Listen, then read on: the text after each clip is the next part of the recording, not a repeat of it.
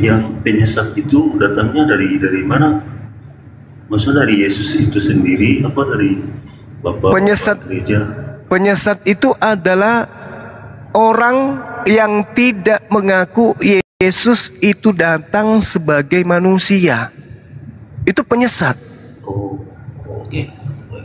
Itu penyesat.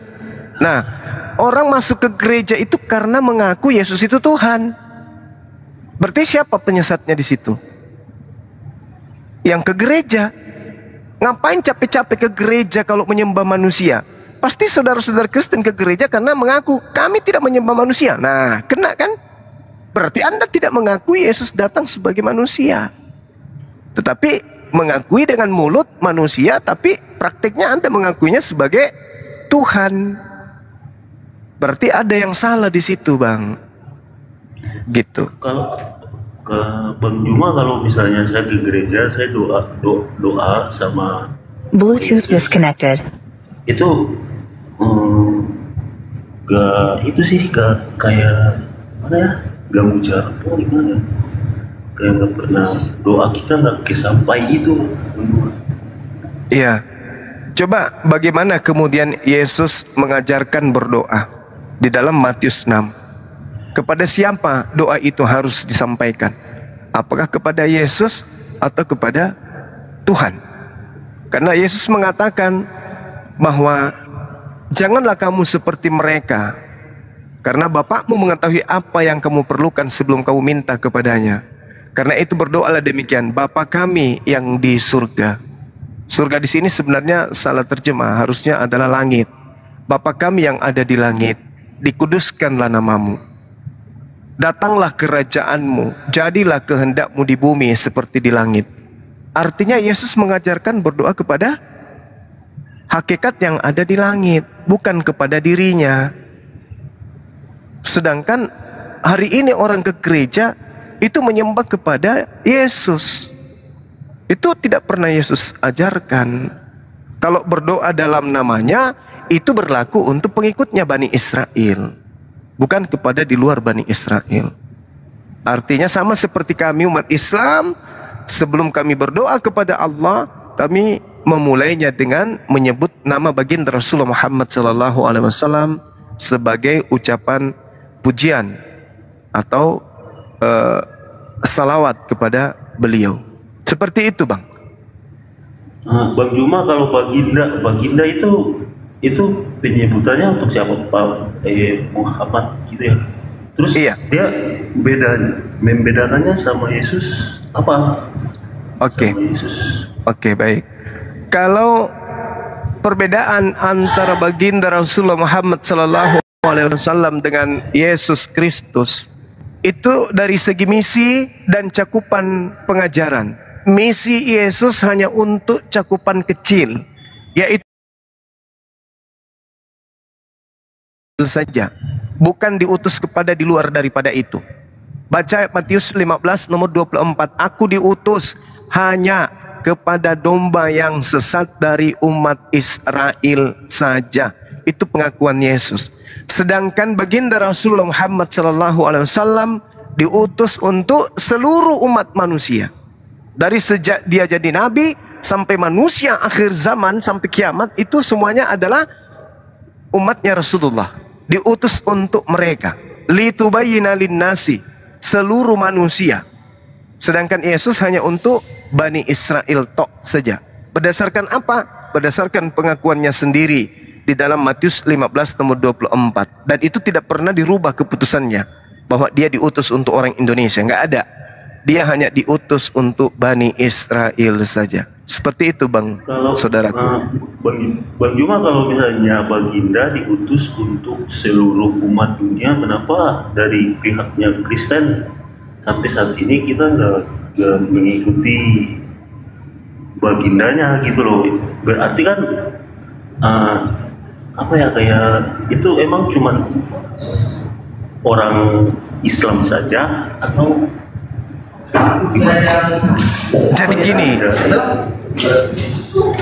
Jadi gini, Bung. Nabi Isa alaihissalam datang kepada Bani Israel. Pada saat Nabi Isa datang ke tengah-tengah Bani Israel, Israel atau tanah Palestina atau Yerusalem pada saat itu sedang dikuasai oleh penjajah Romawi yang menganut ajaran paganisme. Itu ketika Nabi Isa datang. Ketika Nabi Isa datang, kemudian di tengah Bani Israel ditolak oleh kaumnya. Hanya segelintir manusia saja, Bani Israel saja yang menerima beliau. Bahkan orang Israel berupaya membuat makar propaganda tipu muslihat untuk membunuh beliau. Sehingga Allah Subhanahu wa taala mengangkat, menyelamatkan beliau dari upaya pembunuhan orang-orang Bani Israel pada kala itu, ahli kitab. Nah, Nabi Isa terangkat, maka yang menggantikan posisinya adalah orang yang diserupakan oleh beliau. Nah, inilah yang dijual oleh orang-orang Farisi kepada penjajah Romawi pada saat itu. Lahirlah agama Katolik. Agama Katolik ini bukan agama Yesus, bukan ajaran Yesus, bukan ajaran Nabi Isa. Kalau di kami, Nabi Isa tidak pernah mengajarkan kemudian dirinya menjadi Katolik, enggak. Nabi Isa tidak pernah mengajarkan dirinya untuk bani di luar daripada Israel. Begitu juga Yesus. Lahirlah pengikut Katolik, terpecah menjadi Protestan dan seterusnya dan seterusnya. Orang-orang ini adalah orang yang kemudian mengikuti ajaran Yesus palsu atau Mesias palsu yang dikatakan di dalam pengajaran Yesus di dalam Matius 24 nomor 23, 24, 25, 26, 27. Jadi yang menjadikan Katolik adalah penganut atau pengikut Yesus palsu yang datang kepada penulis wahyu dan datang kepada Paulus. Nah, Al-Quran datang kemudian mengajak ahli kitab dalam hal ini dan menyeru kepada seluruh umat manusia untuk ikut kepada Rasulullah. Tapi sudah terlanjur orang-orang Anda, yaitu orang-orang Kristen yang Anda maksud tadi, terperdaya dengan janji-janji iblis. Ya'iduhum wa yumannihim wa ma ya'iduhum syaitan illa gurura. Setan itu memberikan janji-janji kepada mereka dan membangkitkan angan-angan kosong pada mereka. Padahal setan itu hanya menjanjikan tipuan belaka kepada mereka. Contoh. Siapa yang menjanjikan surga kepada orang yang beribadah pada hari Minggu? Siapa? Yesus tidak. Elohim juga tidak. Siapa yang menjanjikan angan-angan masuk surga kepada yang menyembah kepada Yesus? Yesus tidak. Elohim juga tidak. Bahkan Yesus mengatakan bahwa hidup kekal itu adalah mereka yang mengenal aku sebagai utusan. Yohanes 17 nomor 3. Sedangkan Kristen mengenal Yesus sebagai Tuhan itu sendiri yang datang inkarnasi menjadi manusia. Nah, siapa yang membangkitkan angan-angan orang Kristen dengan menyembah Yesus, maka dia akan masuk surga? Itu siapa? Yesus bukan, Tuhan juga bukan. Berarti yang membangkitkan angan-angan kosong itu adalah Lucifer, iblis. Al-Quran surah An-Nisa ayat 120. Begitu juga di dalam Matius 7 nomor 15 sampai nomor 23. Seperti itu, Bang. Bang Juma, baik Bang Juma, saya sebenarnya pingin aja, cuma banyak kali nih orang yang berisik, Bang. Katanya saya sekarang nggak boleh nanya-nanya gitu. Nanti ya, nggak apa-apa, Bang. Nanya. Makasih Bang Juma ya. Iya, makasih saudara Juli. Nanti kalau ada kesempatan silakan bertanya sepuasnya kepada kami umat Islam. Yes, terima kasih. Iya, sama-sama. Oke. Silakan, Mas. Next kita sama Bang Jack. Selamat malam. Silakan dibuka mic-nya. Selamat malam teman-teman. Jadi kebetulan sini kan ada Gurunda Juma. Namanya Gurunda ini kan selevel dengan seorang profesor. Jadi biasanya Gurunda ini tidak mau bertanya. Justru namanya profesor itu harus siap ditanyakan. Jadi apakah Bang Juma ini saya siap mau ditanyakan atau bagaimana? Seorang profesor itu, Bang, ketika dia berdiri di hadapan kumpulan siswa atau seorang murid, seorang profesor itu harus mengetahui dulu level daya tangkap, daya serap, ya, IQ daripada siswa atau murid yang bertanya kepadanya, supaya dia tidak mubazir dalam menjelaskan. Mana tahu seorang profesor ini menjelaskan ilmu tinggi, padahal ternyata yang di depannya ini adalah anak TK yang jasadnya atau tubuhnya dewasa. Seperti itu, Bang. Paham enggak maksud saya? Ya, paham. Jadi memang seorang profesor itu kan dia memiliki mental yang sangat tinggi. Oh ya, Jadi pasti. dia bisa mengetahui bagaimana menahan emosional.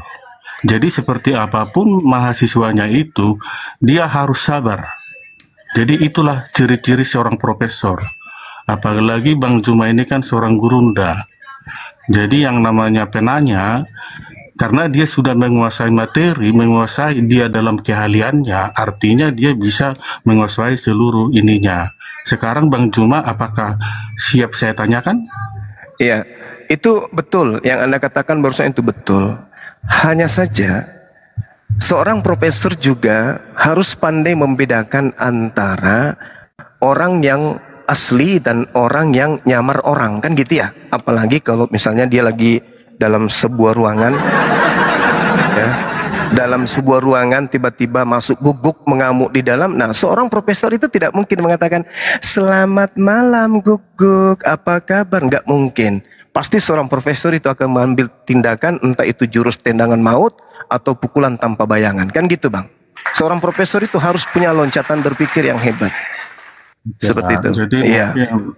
mungkin tipe-tipe profesor kan seperti itu yang Anda ketahui, ya oke lah, nggak masalah. Sekarang kalau boleh saya bertanya, saya mau bertanya dengan Bang Juma yang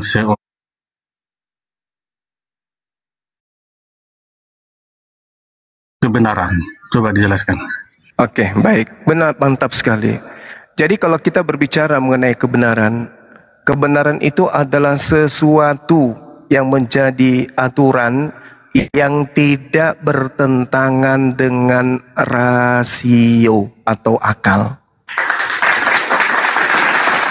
Itu kebenaran. Oke, baik. Terima kasih. Silakan. Ya.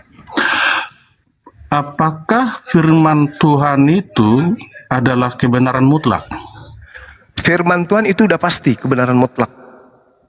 Oke, baik. Terima kasih. Apakah dalam kebenaran ada suatu kontradiksi, ada suatu kejanggalan, atau ada suatu kebingungan? Ada nggak? Mungkin nggak kebenaran mutlak itu ada itu? Silakan jawab. Kalau kebenaran dari pewahyuan atau kalam Allah atau firman Allah itu sudah pasti tidak ada pertentangan di dalamnya. Ketika kemudian yang menjadi submateri itu adalah satu objek yang sama, itu udah pasti. Lain cerita kalau dari aspek kacamata yang melihat, menilai, memandang, yang memberikan kemudian penilaian terhadap objek tersebut, itu berbeda. Tapi kalau yang dikatakan kalamullah, kalam Allah, ketika berbicara mengenai objek yang sama, maka mustahil terjadi kemudian pertentangan atau kontradiksi atau kontroversi. Demikian. Oke, baik. Terima kasih. Jadi tadi kata Bang Juma bahwa firman Allah itu adalah suatu kebenaran mutlak. Artinya tidak ada kebingungan. Pertanyaan saya, Bang Juma, firman Tuhan itu diberikan kepada siapa? Apakah kepada manusia atau kepada yang lain? Firman Tuhan itu diberikan khususnya kepada yang datang kepada manusia, para nabi itu untuk manusia, umatnya. Bukan untuk Tuhannya, bukan untuk dirinya, tapi untuk hambanya, berdasarkan kepada siapa wahyu itu disampaikan. Oke, baik. Jadi kata Bang Juma, sesuatu kebenaran itu bisa dimengerti dan bisa dipertanggungjawabkan, gitu ya Bang Juma ya? Ya, betul. Setuju tidak? Sangat setuju. Coba dulu. Oke, baik. Artinya tidak ada kebingungan, bisa dijelaskan semua gitu loh. Oke, Bang Juma, saya mau tanya. Saya kan dalam Alkitab kan saya tidak mengenal namanya Nabi Isa. Yang Iya. jelas kan ada nama yang kami tahu kan adalah Yesus Kristus. Iya. Jadi saya mendengar kata kan tapi diserupakan. Iya. Jadi yang namanya kebenaran itu kan manusia harus tahu. Kira-kira boleh tahu tidak? Kira-kira Nabi Isa ini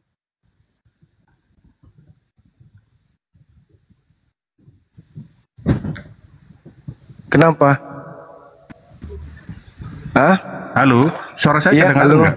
Iya, iya. Oke, coba Terputus tadi, jelaskan Bang. dulu. Iya ya, mungkin jaringan saya kurang. Jelaskan dulu saya tentang Nabi Iya. Isa ini, karena buat saya Nabi Isa ini nggak ada di Alkitab, yang ada kan di Quran. Ini Iya. Nabi Isa ini bangsa mana ini, Pak? Nabi Isa ini Bani Israel. Jelas itu. Karena dia diutus kepada Bani Israel. Wa Oke, isqala baik. Isa bin ya Bani Israel inni rasulullahi ilaikum. Beliau Bani Israel.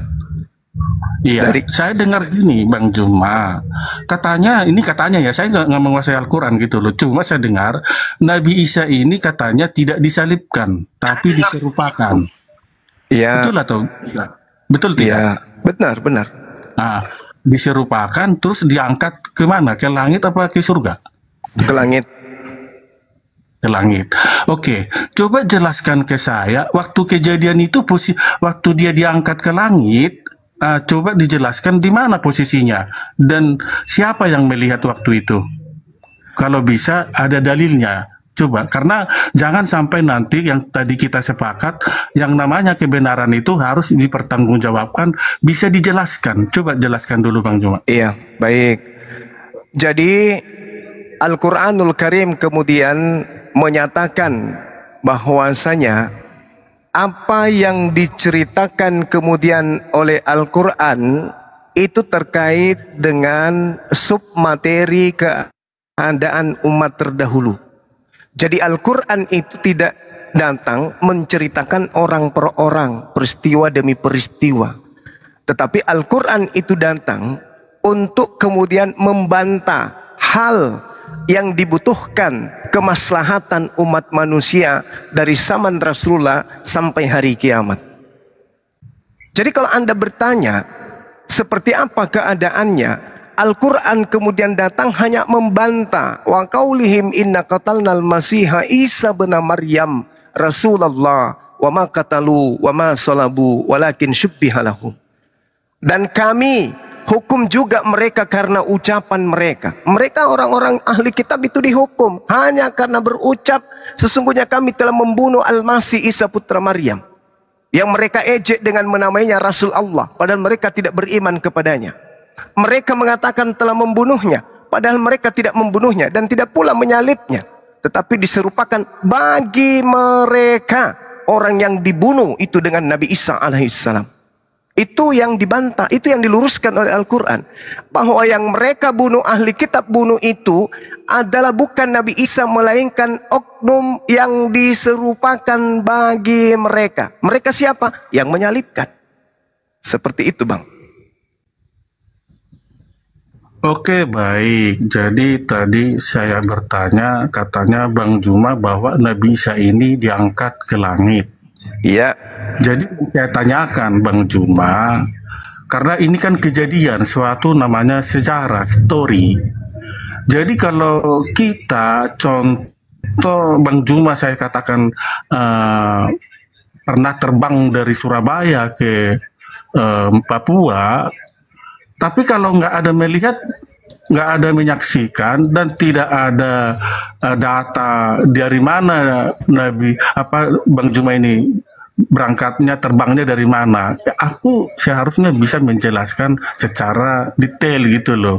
Tapi oke lah, karena Bang Juma tadi saya tidak mendapatkan sosok yang diserupakan siapa dan di mana diserupakan, saya tidak mendapatkan sampai detik ini jawabannya. Jadi kembali kepada yang namanya kebenaran itu kan yang kita tadi udah sepakat bahwa kebenaran itu bisa menjelaskan sesuatu kejadian dan bisa dipertanggungjawabkan. Artinya jangan sampai nanti ada kebingungan. Oke lah, kalau itu nggak ada nggak masalah buat saya. Oke, kembali ke ini Bang Juma. Namanya firman Allah tadi kan pastikan diberikan kepada manusia. Namanya firman itu kan harus dimengerti manusia apa maksud dan tujuan firman itu. Sepakat nggak Bang Juma? Iya, betul. Benar. Oke, baik. Contoh saya kasih analogi begini. Katakanlah Bang Juma mengirim kepada adiknya sesuatu barang. Tapi Iya. ketika barang itu sampai di adiknya Bang Juma, dia bertelepon kepada Bang Juma. Bang, ini barang apa namanya ini? Kok dikirim ke saya? Terus Bang Juma berkata, udah taruh aja situ. Simpan aja. Tapi kan adiknya bingung, Bang Juma mengirim barang, dia nggak tahu apa gunanya, untuk apa tujuannya. Kira-kira bagaimana menurut Bang Juma kalau posisi seperti begini? Bang Juma mengirim barang, tapi tujuan barang itu Anda kirim. Gimana menurut Bang Juma seperti ini? Jadi gini, umat Islam itu tidak membutuhkan kemudian pengetahuan siapa yang disalibkan. Yang pasti umat Islam itu mengetahui bahwasanya yang disalib itu bukan Nabi Isa. Nabi Isa kami diangkat ke langit, yang disalib itu adalah Yesus Anda. Selesai bukan? Nabi Isa diangkat, yang disalib Yesus Anda. Kan begitu? Sorry, Ada Bang penyaliban Juma, itu. udah selesai tadi. Iya. Udah selesai itu tentang Nabi Isa, udah selesai. Yang kita bahas sekarang tentang firman. Kan tadi Anda sepakat bahwa Allah itu memberikan firman kepada manusia, artinya firman itu harus diketahui oleh manusia agar firman Betul. itu bisa dilaksanakan. Betul. Yang namanya firman itu kan bisa seperti perintah dan larangan agar Betul. manusia tahu apa tujuannya firman itu. Sepakat kan Bang Juma kan? Iya, benar, sepakat. Dan Al-Quran Oke. berfungsi sesuai Iya. dengan tujuannya diwahyukan. Nggak ada yang tidak. Oke, kalau ada wahyu itu tidak dimengerti manusia, kira-kira menurut Bang Juma bagaimana itu? Kalau ada wahyu Tergantung. tidak diketahui, tergantung gimana? Tergantung daripada tujuan daripada pewahyuan tersebut.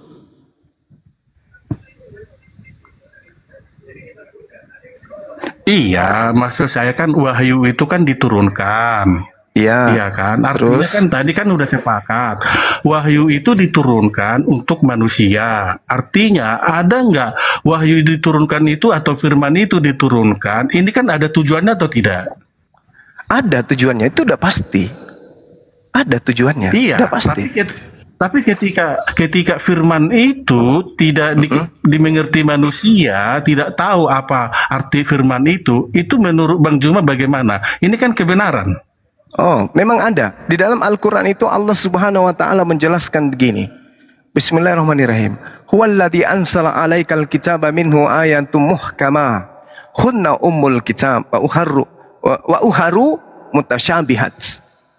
Jadi dialah yang menurunkan Al-Quran kepadamu Nabi Muhammad. Di antara ada ayat-ayat yang muhkamat, itulah pokok-pokok daripada Al-Quran. Dan yang lain ada ayat mutasyabihat. Adapun orang-orang yang condong dalam hatinya pada kesesatan, mereka mengikuti yang mutasyabihat itu untuk mencari-cari fitnah. Dan untuk mencari-cari takwilnya, isinya, kandungannya, terjemahannya, tafsirnya. Padahal tidak ada yang mengetahui takwilnya kecuali Allah.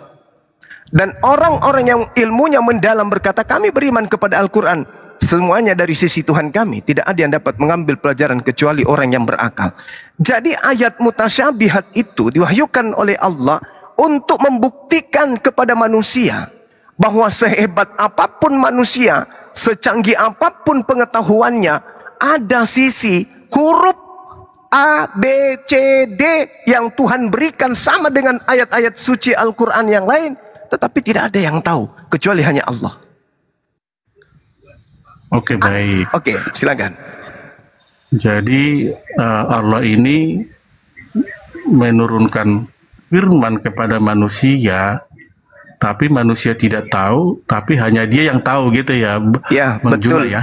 Betul. Nah, cuma yang saya agak bingung, kenapa firman itu diturunkan kalau cuma Allah aja yang tahu?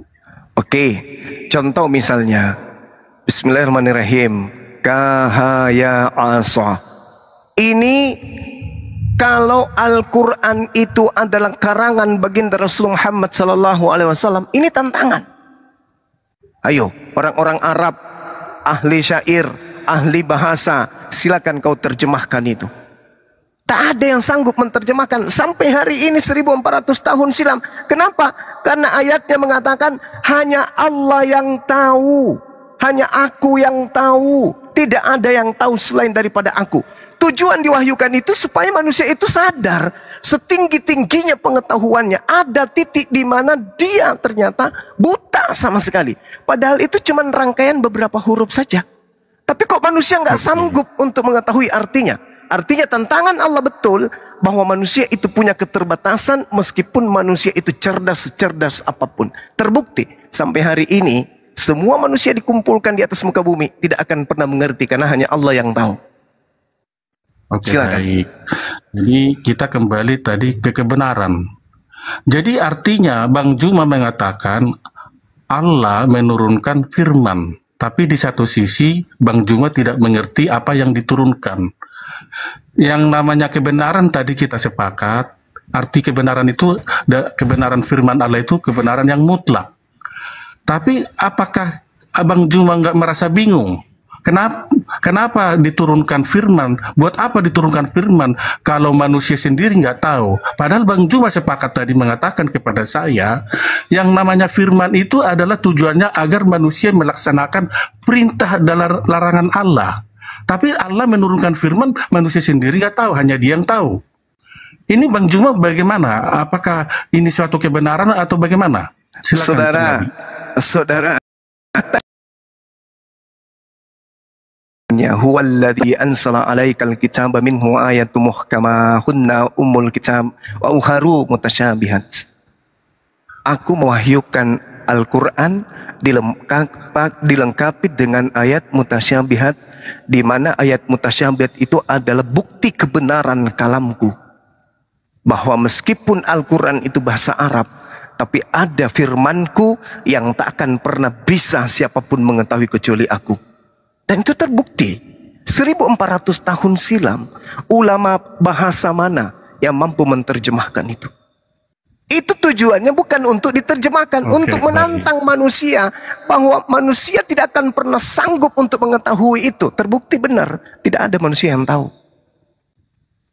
Oke, baik. Jadi saya sudah mendapatkan penjelasan Bang Juma bahwa Allah itu menurunkan firman, tapi manusia tidak tahu, hanya Dia yang tahu, untuk mendapatkan tantangan dari manusia. Begitu kan Bang Juma kan? Iya, menantang manusia bahwa buktikan kalau kamu mampu. Baik. Ternyata tak sanggup.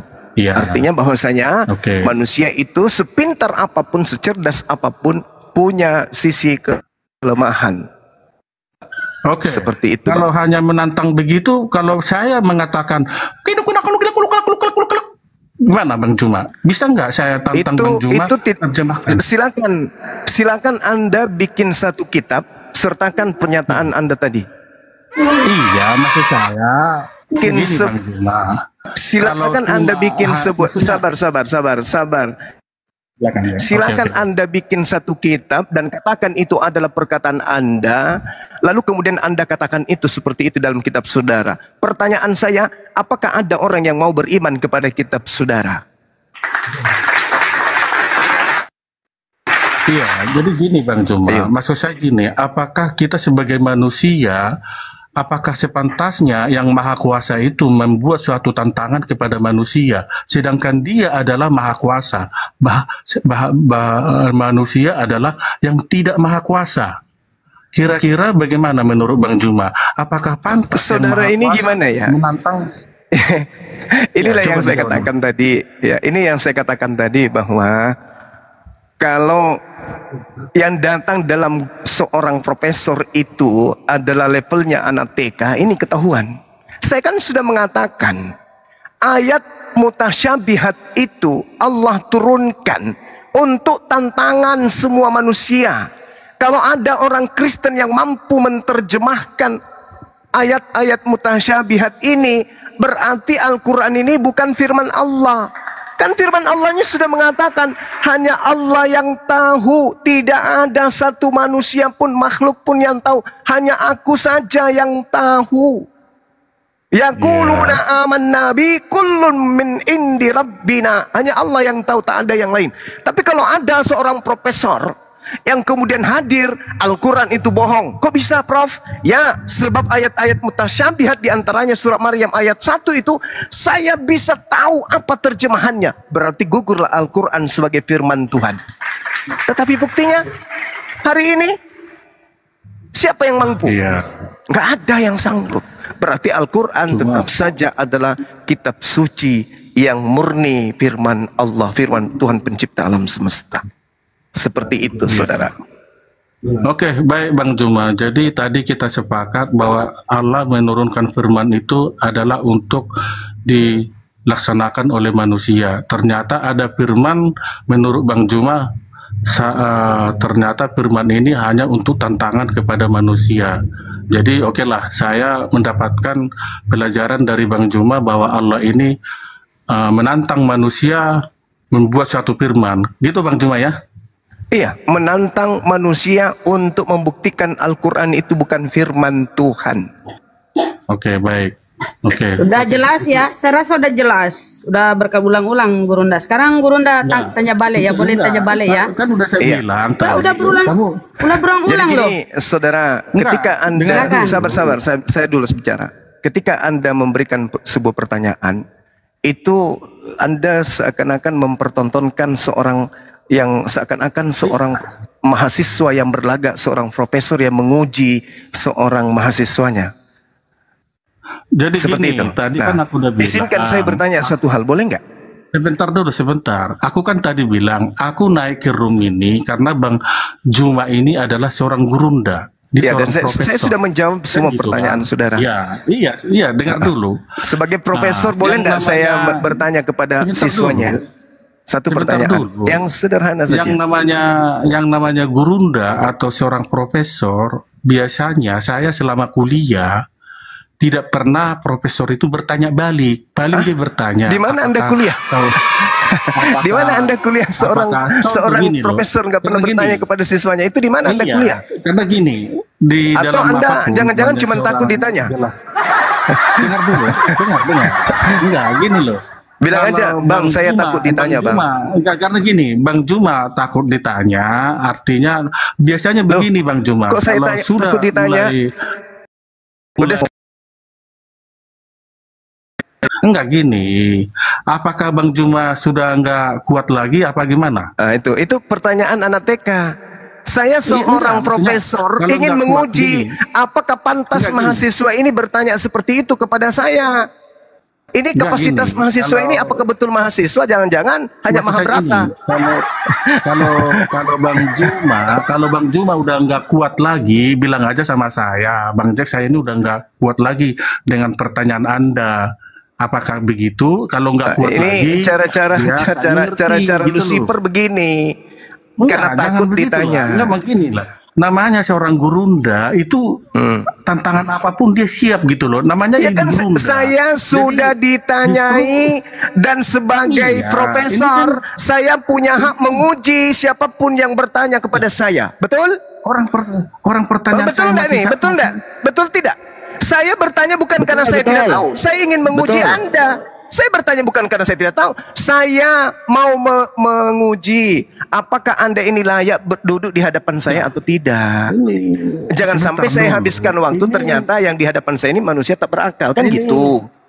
Ini pertanyaan saya masih 1, 2 dulu udah Anda udah mulai ketakutan gitu loh. Janganlah ketakutan. Nah, ini sudah mulai framing. Sudah mulai framing. Siapa yang takut ditanya? Saya atau Anda? Saya atau Anda yang takut ditanya? Saya atau Anda yang takut ditanya? Sebentar. Saya atau Anda yang takut ditanya. Ingat, tidak ada aturannya kemudian dalam komal debat lintas agama hanya ada satu oknum yang harus dijejal dengan pertanyaan sementara si penanya nggak mau ditanya keyakinannya. Itu kecuali pengecut, penakut, dan orang tak berilmu. Ini bukan Anda tidak bisa ngatur kita bahwa Anda itu adalah seorang yang menguji seorang profesor. Enggak. Di sini kalau Anda bertanya, saya sebagai gurumu pun harus menguji ente itu pantas tidak masuk di kelas saya dulu atau tidak. Orang masuk mahasiswa, orang masuk SMA pun ditanya di mana tinggal, di mana lulusan mana. Pertanyaan. Anda kok aneh? Saya mau tanya satu pertanyaan yang sama. Satu pertanyaan yang sama. Dua pertanyaan Anda sudah ketakutan. Saya belum gitu bertanya, malah Anda sudah ketakutan. Anda bertanya beberapa pertanyaan, saya sudah selesaikan. Saya baru mau bertanya, Anda berdalih kemana-mana, membuktikan Anda takut untuk ditanyai. Padahal saya hanya ingin bertanya satu hal yang sangat-sangat sederhana di dalam kitab saudara. Saya nih ada nih 10. Ya udah Gurunda, aku aja yang nanya Gurunda. Aku nanya ke Gurunda ya. Iya, boleh. Nah, jadi tolong digedein dulu, Teman-teman, kalau nggak bisa ditanya lagi, turun, aku izin turun. pengecut, turun, penakut. Kalau saudara tidak mau ditanya, silakan aja lari, nggak masalah. Aduh, Nah, ya. Sini Gurunda. Nggak masalah. Aku mau nanya ini Gurunda. Ini kejadian nomor 1 Biblehub Gurunda ini ya, Biblehub. Iya. Gitu kan.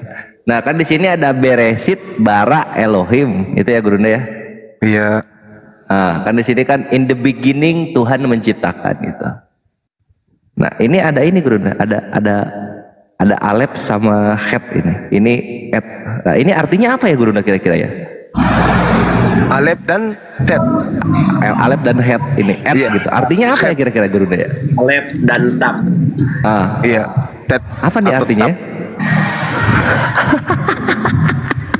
Artinya Oten tak punya otak, bisanya bertanya, habis itu lari kabur. Mantap. Nah, terus sama ini ada ini Gurunda, ada ini berikutnya Gurunda. Gak usah terlalu jauh. Gak usah terlalu jauh. Ini tanya kayak aja, gitu berarti. Saya tanya aja. Di dalam Wahyu 1 nomor 17 atau nomor 18 di situ dikatakan akulah AO. Apa artinya AO?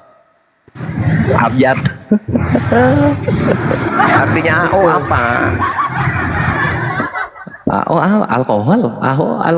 Alkohol mungkin Gurunda.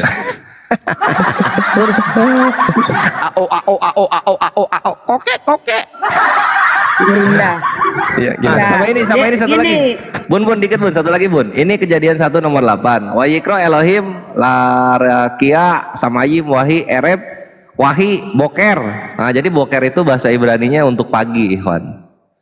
Nah, terus yom seni ini apa nih? Ini artinya apa nih Gurunda nih? Apa itu? P. Ya, apa nih artinya nih? Bisu. Itu huruf apa itu? Gak tahu ini huruf apa ya kira-kira ya? Huruf apa itu? Huruf apa ini ya? Kanda huruf apa nih Kanda? Huruf apa itu? V. PP. Kalau di sini tuh bisu PP.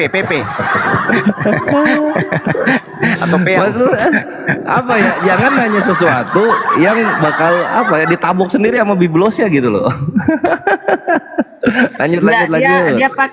Dia paksakan itu siapa itu yang disalib. Nah, kalau di Bible tuh ada seorang pemuda yang lari pakai kain lenan. Kain lenan dibuang, terus dia lari telanjang. Itu siapa? Kenapa Tuhan tidak memberitahu itu? Atau ketika Tuhan berfirman dalam hati, yang nggak bercermin ke Bible-nya ya, dia paksa. Lanjut. Terlalu berat itu, Bon. Nggak sinkron dengan ayat mutasyabihat. Maka benarlah itu AO atau yang tadi itu P, itu apa artinya? Bekok.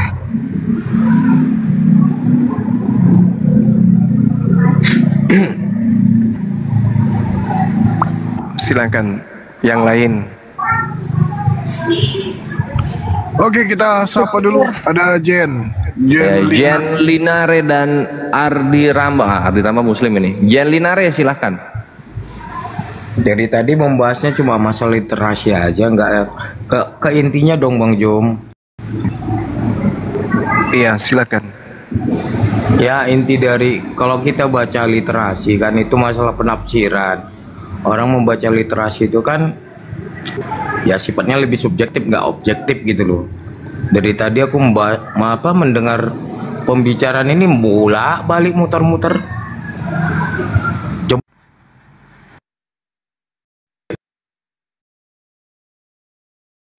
saya Katolik. Oh mantap. Ya udah kalau gitu aku bukain ya Gurunda ya. Iya, silakan. Bintang timur dalam Katolik itu siapa? Bintang timur dalam Katolik. Iya. Kan kita bicaranya ini bukan kita bicara konsepnya. Kalau definitif kayaknya nggak penting deh. Nah iya Ya udah, dong. mau bahas apa Lah sih? sama aja kok. Coba saya tanya kamu. Bintang dan bulan itu maksudnya apa? Itu semuanya sifatnya subjektif, nggak objektif.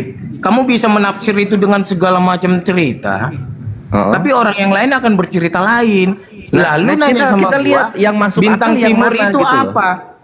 Bintang timur dalam Katolik Pentingnya apa? bintang timur itu apa sebenarnya? Buat apa kita bahas? Nanti Bintang dikasih timur tahu itu pentingnya. iblis. Loh, sekarang kita tanya itu buat apa gitu loh? Iya, supaya kamu sadar, Bung, bahwa yang kau sembah itu iblis. Sederhana kan? Loh kok lolah Anda subjektif. Coba baca Wahyu 22 nomor 16. Siapa itu? Yesus kan? Mengaku bintang Nah, timur kan? Nah, Berarti sekarang saya bilang bintang sama timurnya nyamar jadi Yesus. Berarti Nah, yang kamu sekarang saya tanya sembah sama kamu. adalah Yesus yang adalah Lucifer. Sederhana kan? Loh, sederhananya di mana? Itu sifatnya subjektif. Sederhana untuk membuktikan bahwa sembahan Kristen itu bukan Tuhan tapi iblis. Baca Wahyu 22 nomor 16. Iya, tapi itu kan penafsiran dirimu sendiri. Itu bukan penafsiran. Dengar Itu dengar ya. fakta real. Dengar. Ada berapa miliar manusia di bumi ini dan Anda sendiri yang menafsir seperti itu. Jika ada 100 tidak. orang, dengar Tidak, dulu Bung. dong. Dengar dulu Tidak, dong, Bung. jangan Orang-orang ini Yahudi dong. juga mengatakan itu. Bahkan Bible Anda juga mengatakan itu. Dan Yesus sendiri yang asli mengatakan itu. Yesus yang asli loh. Yang mengatakan bahwa yang kamu sembah itu adalah iblis, bintang timur. Coba Anda baca Lukas 10 nomor 18. Aku Yesus melihat iblis jatuh dari langit seperti cahaya. Bintang timur kan? Cahaya kan menurutmu? Yang datang kepada Paulus cahaya kan? Bukan sesuatu hal sepele. Itu adalah hal yang sangat-sangat besar. Meskipun sangat mudah untuk membuktikan itu. Tidak pernah seorang nabi di atas muka bumi ini diutus oleh Elohim mengaku bintang timur. Tidak pernah. Termasuk Yesus, anak Maria. Selama penginjilan 3 tahun tidak pernah mengaku bintang timur. Hanya makhluk halus yang datang di agama Kristen yang berani-berani memproklamirkan dirinya sebagai bintang timur dan Kristen mengaminkan itu. Gini loh Bang Juma, itu kan penafsiran Anda sendiri. Bukan penafsiran. Loh, lah terus gimana? Sekarang saya kasih logikanya gini. Itu fakta. Ada orang waras, dengar ya, ada orang waras. Jika ada 99 orang membilang dia gila, orang akan bilang dia gila. Padahal ada satu bilang tidak. Nah, itu penafsiran loh. Jadi Anda dari sekian miliar manusia, Anda berkata demikian, bahkan ada berapa miliar lagi yang nggak pernah menyatakan demikian. Anda pribadi menyatakan, masa sih semua harus ngikut pernyataan Anda? Oke, kalau begitu, kalau begitu tolong tunjukkan di mana pernah Yesus mengaku bintang timur. Sekarang saya tanya samamu, apakah kau sepakat bahwa Yesus kan dengan Anda jawab? bukan begitu? Nggak bisa. Anda kan jangan Anda mencari. berkutik. Anda jangan menarik saya ke dalam pola pikiranmu. Itu sekarang nggak fair. begini, kalau bintang timur itu adalah Yesus, di mana pernah Yesus mengaku bintang timur? Sederhana kan? Anda mengajak saya masuk ke dalam. Saya ulang, di mana Yesus pernah mengaku bintang